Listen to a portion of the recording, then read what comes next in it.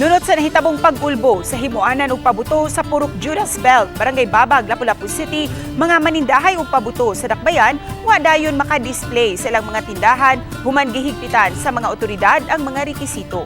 Siluan Mirundina sa report.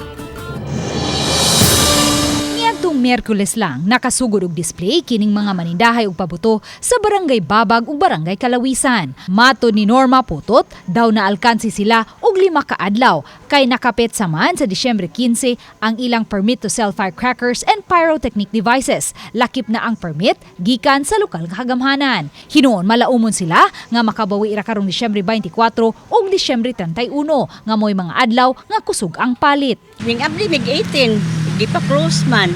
Mo to nagsabot mi tanan nga moadton ta mi sa mayor nya ingon man ang kapitan namo nga silalay mo istorya nya ingon na mayor paabot mo signal na gali ko.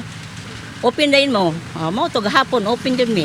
Gipasabot ni Police Lieutenant Colonel Christian Torres, spokesperson sa Lapu-Lapu City Police Office, nga wala gilayon nila gitugutan ang mga manindahay ug pabuto nga maka-display kay gihuwat pa nila ang permit gikan sa Regional Civil Security Unit 7, ang unit sa PNP nga gitahasan sa paghatag og permit sa mga armas ug mga pabuto. Dugang ni Torres, buot lang masiguro sa kapulisan nga ipatuman sa mga manindahay ang mga precautionary measures sama sa pagtiner og pundong tubig matag stall, pagdili sa pagpa-testing ug pagpanigarilyo ug pag-display lang sa mga lehitimong pabuto ug uban pa. Pero kaning permit ma'am, nakakaroon sa matubangan sa December 15 hindi siya i-issue.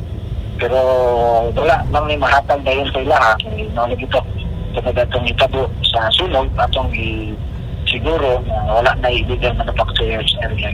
Sa Pigasbahin, naangan-angan usab ang pag-issue sa Lapu-Lapu City Fire District sa Fire Safety Inspection Certificate nunod sa bagong form nga gikinahanglang subayon. Sa naandan manggod, sa awa dili pa ta ISO, ang gihatag yun kaniadto is permit to display.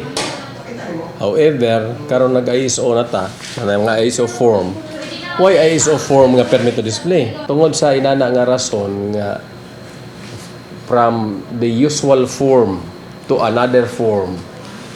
So muna nga amo usang gihikay kita ng papilis kay kinahanglan man ni siya og support. Ang mga manindahay ug pabuto wala pa mahatagi sa Fire Safety Inspection Certificate apan gitugutan na lang silang makasugod na og display kay napaubos naman silang tanan sa seminar sa BFP. Bisan pa man sa karisgo sa pagpamaligya ug pagpamuhat og mga pabuto.